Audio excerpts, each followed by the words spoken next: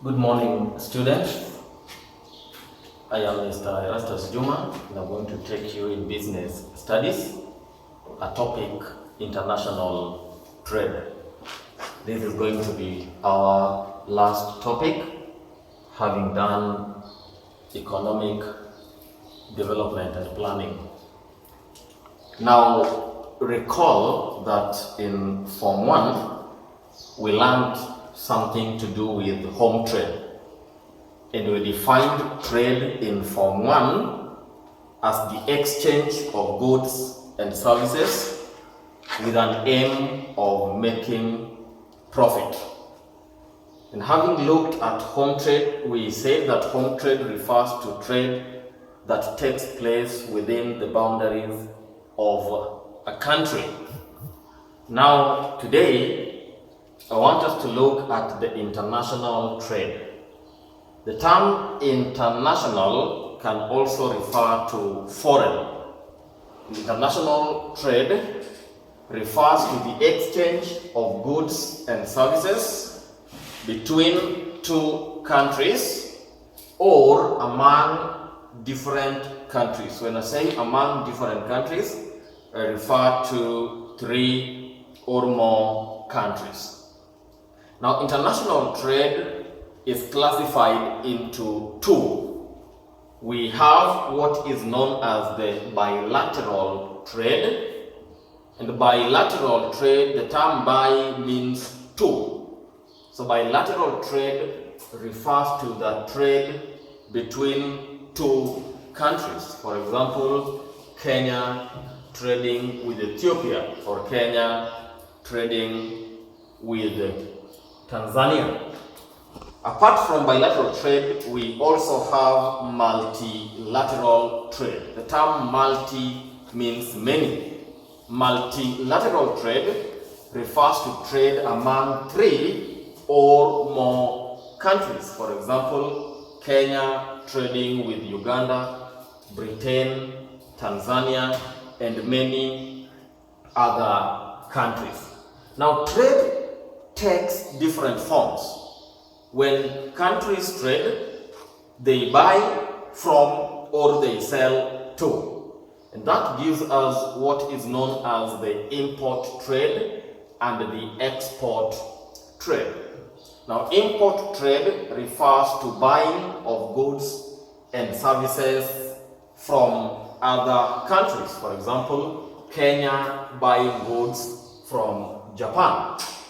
While export trade refers to selling of goods and services to other countries. For example, Kenya selling tea leaves to Somalia.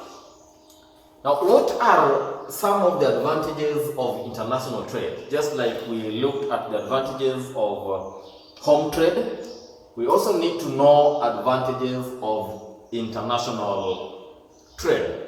Now, countries do not exist solely. They are not independent as it is. But countries depend on each other for certain items. No country can produce all the commodities that they need. There are certain commodities that must be obtained from other countries, and there are also other commodities that cannot be consumed only by a country. They need to dispose of certain commodities. Now, one of the advantages of international trade is that it enables a country to get access to a wider range or variety of goods and services from other countries. For example, Kenya may not be able to manufacture vehicles. Therefore, if Kenya trades with Germany, Kenya is able to acquire variety of vehicles from Germany. Another advantage of international trade is that it enables a country to get what it does not produce. That is somehow more or less the same as the first point. However, the first point, we talk of a wider range of commodities. Another advantage of international trade is that it helps in promoting peace among the trading countries. Peace is important for countries. If there is no peace, trade cannot take place well. Therefore, if countries engage in trade, in the exchange of goods and services, there is that promotion of peace. Another advantage of international trade is that it enables a country to specialize in its production activities where they feel they have advantage over the others. There is something known as the comparative advantage. For example, a country may be having resources required to produce a certain commodity. In that case, such a country is said to be having comparative advantage over the others. Another advantage of international trade is that it earns a country revenue through taxes and license fees paid by imports and exporters. When a country exchanges goods, the traders must pay tax. When such taxes are paid, a country earns revenue.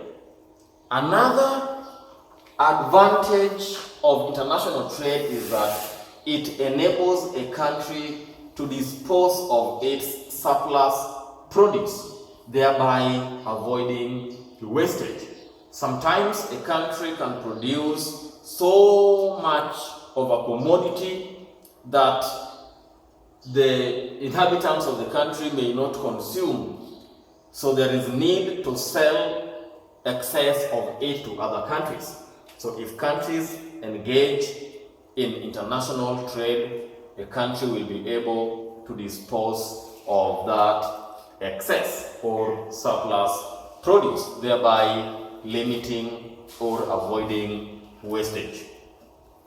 Another advantage of international trade is that it encourages easy movement of factors of production across the borders of the countries involved. We know the factors of production like land, labor, capital, and even the entrepreneurship. We know that there are certain factors of production that are geographically mobile, and there are some like land which are geographically immobile. Now, when a country or if countries open their boundaries for trade, it necessitates the movement of labor, capital, and even the entrepreneurship from one country to another. That makes international trade to be of importance. There are several advantages of international trade that we could look at. So those that I've mentioned are just but a few of them. We also need to look at the disadvantages of international trade. Apart from the advantages, there are also disadvantages, like it may lead to the collapse of the local industries, especially if the citizens of a country prefer to buy commodities from outside the country.